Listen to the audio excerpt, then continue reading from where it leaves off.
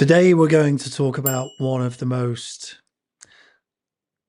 hotly discussed topics for the spiritual seeker. And to give you a bit of context to today's teachings, I just want to start with maybe a few personal reference points about my own journey and things that have really helped me. And I will go through some training on this that will help you on the journey. And it really centers around why it is so painful for the spiritual seeker going through a spiritual awakening. And many things change.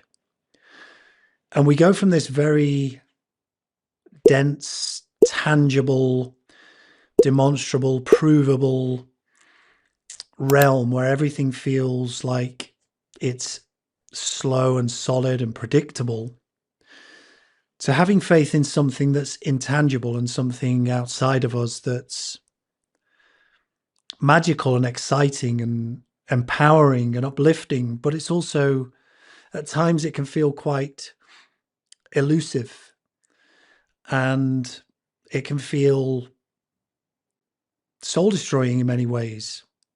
And we have these breakthroughs. We might find a new teacher or a new course or a new way of working or a new seminar or a new bit of hope to get us on the spiritual journey. And we always have these snapbacks. And of course, usually the enlightenment point for most people, not all people, but most people, is we get to the point where we cannot function and cannot go on anymore with how things were. And we put our arms to the sky and we ask, there must be something better or something more than this. And then magically this amazing library and hall of teachings open up with these great books and these great teachers and these great things about ancient civilizations and manifestation and becoming an alchemist and finding heaven on earth and embodying Christ consciousness. And when it doesn't happen on our terms, it can be very painful and in some ways soul destroying for periods of time. In addition to this, we develop a new persona and a new personality, and we develop a new way of living. And we might change our relationship with things like alcohol and diet and content we consume, and we don't seek to stay out in bars till 4 a.m. anymore, and these different things that happen. And of course, friends disappear, friend group change, family become alien to us in some ways, and things change in that way. So this video is really to tell you that this is perfectly normal, and it's part of the process. It's part of your evolution, and you must never forget how far you've come. I'm going to talk about that a bit today. And then I'm also going to talk about how to really embody and embrace this spiritual awakening and really grow as a person through this and really find peace and comfort and happiness and safety, because you deserve to have an amazing life and you deserve everything. So we're going to get into it, why the spiritual awakening is so painful and what to do next. Okay, so we're going to get into this. So the first thing I want to talk about today is, again, a bit more about why this awakening is so painful, but also why you wouldn't actually go back. And even if you think you want to go back, you wouldn't go back. And we're going to talk about what the spiritual awakening actually is, what it means, what you're here for, what you're here to do, and what you're here to understand. And hopefully by the end of this video, you will have an understanding of why you're going through what you're going through, because I want to tell you that you are not alone. But also you'll have a plan, because we like plans. And this is going to be really powerful for people who are stuck or who are going through some struggles right now, who aren't quite sure what to do next on their path. So what your spiritual awakening actually is, that's the first point to start with here. It's actually not about becoming spiritual. And it's actually not about becoming more positive, and it's not about creating more peace in your life, although people believe that is part of it. Of course, being peaceful and having a peaceful life is good. And it's not even about enlightenment or samadhi. If you actually go and study the ancient sages and even modern day yogis and people who've achieved what we call samadhi, or a kundalini awakening, be it spontaneous or otherwise, or a complete flow state where they describe being connected as one with the universe, those states never have permanence. They are fleeting, and they pass and they come and they go, but we always come back into the human state. It's all about state. And your awakening is what happens when the identity from the ego of who you were that kept you safe, albeit your life was good or bad, begins to collapse. And that's the important thing to know. So think about it like this. Think about a beautiful sculpture in Roman times, a buste or a sculpture that's got the most beautiful facial features and it's made of marble. That sculpture always existed within the construct of the marble, but it was the chipping away of the marble that revealed that. And that's what this awakening is really about. And it begins really when the inner truth that you hold within yourself becomes louder than the external rewards that previously shaped your life. So, and the consequence of that is that when you do start to fall into that camp of, I'm changing my life, I'm making better decisions, I'm going to protect my energy, I'm going to start to live from alignment, not from distortion. Sadly, misaligned parts of your life do fall away. That's just what happens. That's just one of the things. And this is why it really hurts. And it's nothing you've done wrong. It's not any kind of emotional weakness. It's not anything that you've done specifically bad. It's always about your nervous system reorganizing. So your body was, for your entire life, was calibrated to survive as a certain identity. And you have certain, even down to your name and your job and your position and your title, and how you want people to feel you are, how you want people to perceive you outwardly, your roles, your relational patterns, your belief systems, your political beliefs, your culture, your heritage, all of those things, your social identity. But you see, when we have a true spiritual awakening, we start to realize that none of those things are important. But it doesn't mean that they still don't have an influence in the importance of our lives. So when we have the dissolution, the dissolving of those structures that kept us safe, even in pain, it produces more pain. And this pain manifests itself in things like anxiety, grief, fatigue, loneliness, isolation, confusion. You crave solitude, but you also miss connection. And they are only ever signs of recalibration. They're never anything that you've done wrong. They're not a failure of you as a person. They're not something that's fundamentally wrong with you. These are normal things to experience in your awakening. Now, your awakening will accelerate or decelerate at the speed of which you are able to allow these thoughts to be what they are, to not intensify them, and to let them go. So the game is really this: to feel everything and to be attached to nothing. That's the true spiritual seeker.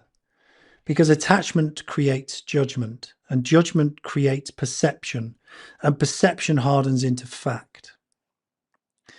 So your job is really to be attached to nothing, no attachments, no aversions, and just to be in the flow of the moment.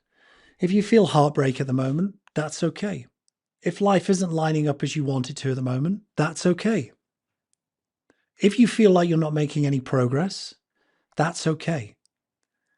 Because the surefire way for those things to stay out of alignment, to stay out of progress, to stay out of evolution, is for you to be obsessed with them in terms of how, wondering why your life's not this, and wondering why things are this, and wondering why things are that. Where you are right now in your journey is exactly where you're supposed to be. And this is why we lose friends. But this is one of the things I talk about so much with people. Most friendships in the 3D are not built on truth. They're built on condition. And a lot of them are also not only built on condition. So you might have fun friends that you go drinking with, or you might have the friend that you went to school with, or all these different scenarios.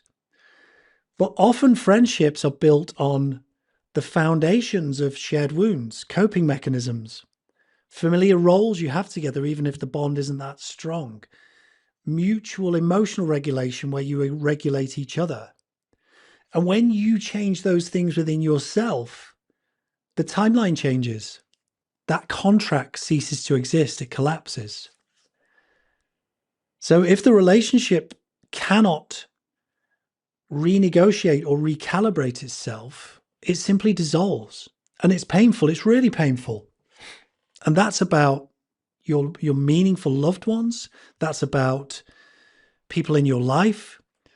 That's about friends. That's about acquaintances. That's about your business colleagues. It all has to change. So the first thing is that you mustn't get caught in this trap of thinking that you are making mistakes or doing things wrong, or you regret the decisions you made. And if you genuinely, truly do some self-reflection or some self-inquiry about those friendships, you will see where the shortcomings and the holes were, and the non-functional parts were. And one of the spiritual traps that happens, this is great, by the way, is, and you must watch for this, is spiritual ego. Because the spiritual ego is way more sinister and powerful and controlling than the normal ego. Because a lot of people, when they have an awakening, they develop a state of self-righteousness, that their opinion's right, that they have more validity in this world than other people. And that's simply not true. Because it doesn't mean you're superior. It doesn't mean there's anything broken within you. It doesn't mean you've failed socially. It means that you are evolving for your own journey. And some people can come on that journey and some people can't come on that journey.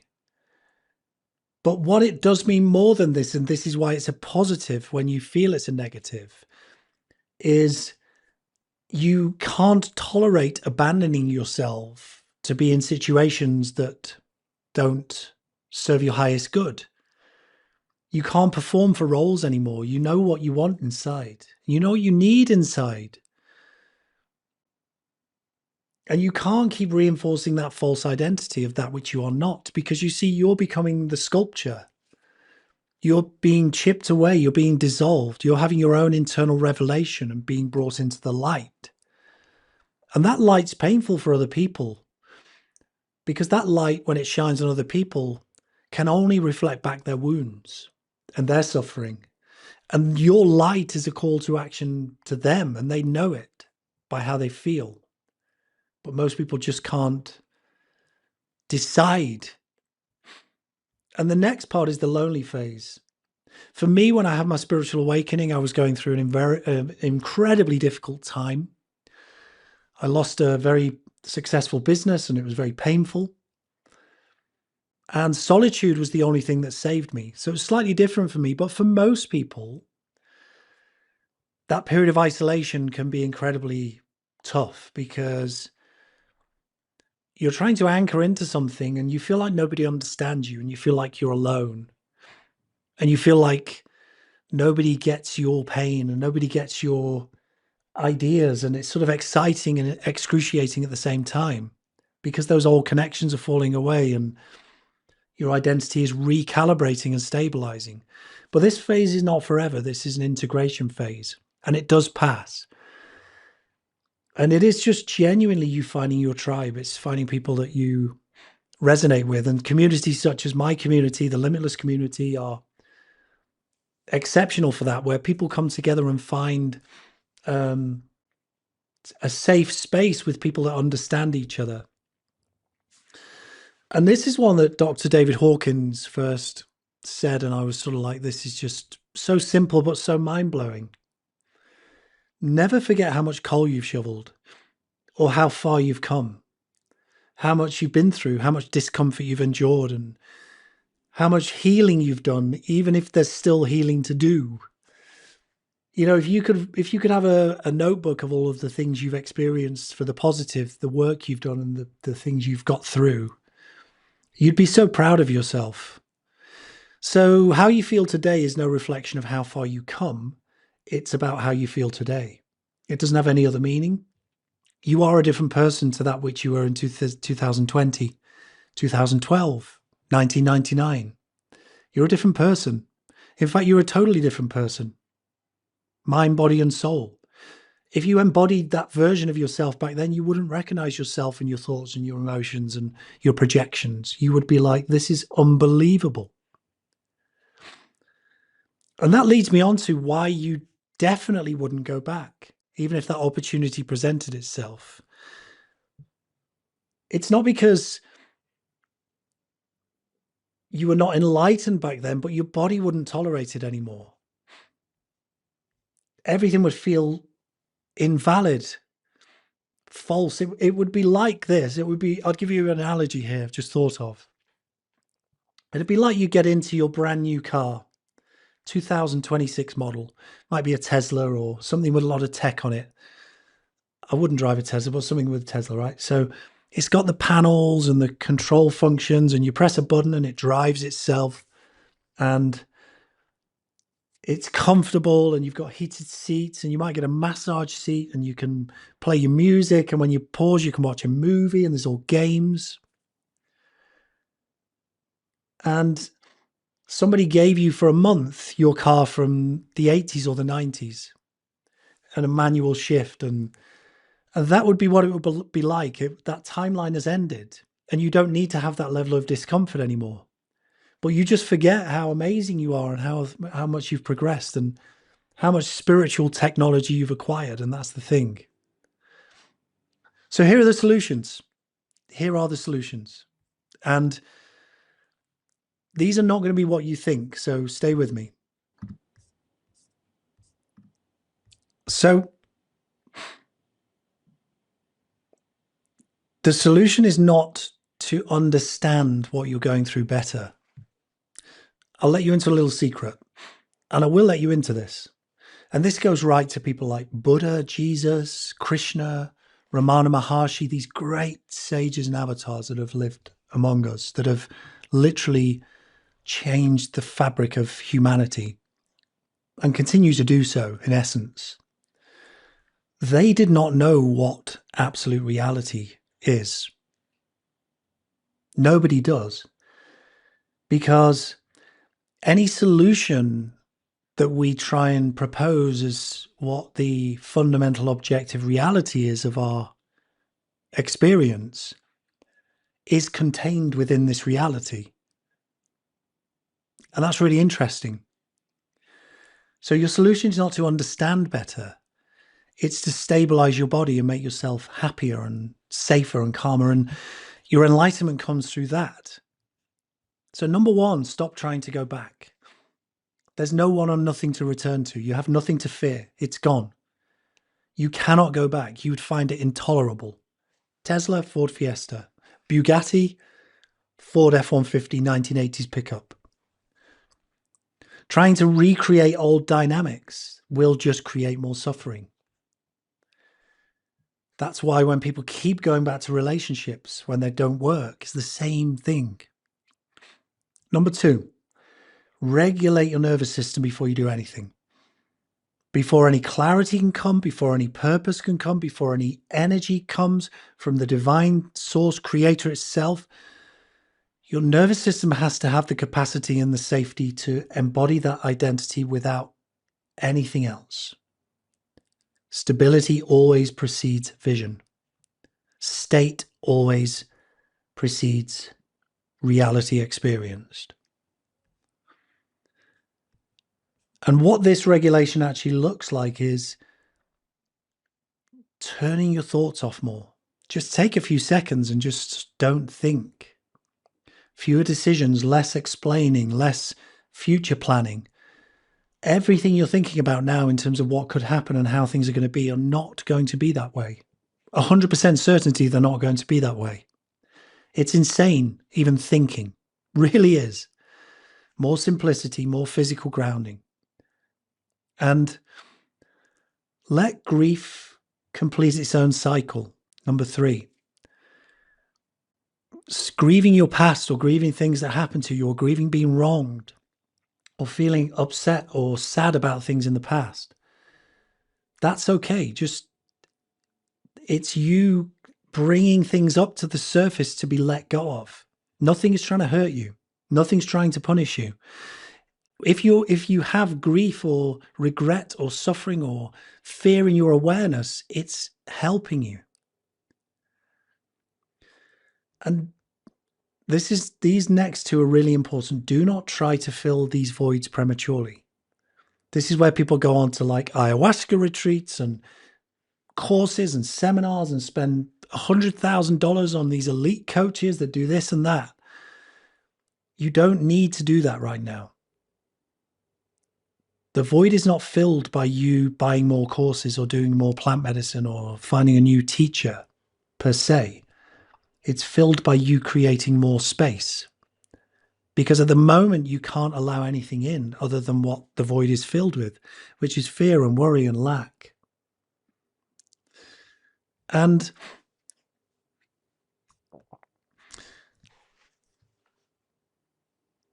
this is a really important one for me. Trust what you can't tolerate. One of the clearest signs that your spiritual awakening is definitely real is that you can't tolerate what felt normal in a marriage or in a partnership or in a business arrangement or in your life or dynamics with your children. But you see, you don't have to force the outcomes. This is not loss. This is a change of energy from you about your baseline of what is acceptable to you as a human. Because rare it is to seek enlightenment, and you should not be fitting yourself into boxes to conform and comply with other people's version of you that they can tolerate. So not in an egotistical or conditional way, but your refusals through solid, healthy boundaries are what protect your future. And this is the biggest one of all. Let the new timeline form. Don't force anything. Get your mind right by letting go of all that you're not. Regulate your nervous system. Free your mind. And things will become very obvious. You'll start to live from inspired action. You'll start to live from something greater channeling through you. And finally, this. Your spiritual awakening is nothing about becoming more. It's about dissolving what you're not. And that can mean something in yourself. It can mean friendships. It can mean... And it's incredibly painful to let go of things that you love but aren't meant for you. It's incredibly painful. And that's why it hurts. And that's why it cuts you so hard and so deep. And it cannot be undone because your level of consciousness, your level of awareness now will not tolerate behaviors, people, situations, and things that are not aligned with that. And you will keep getting the painful lesson until you decide to move forward. So I really hope that helped. One final truth here that I'd like to say, just that came to me now, is that you can't get this wrong. Where you are today, you're supposed to be. You are an eternal being. There is no beginning, there is no end. When you extinguish this body, you are born back to full awareness. So just enjoy it. And don't let people judge you for your decisions. And don't let people upset you through your faith. And you will be fine. Bye for now.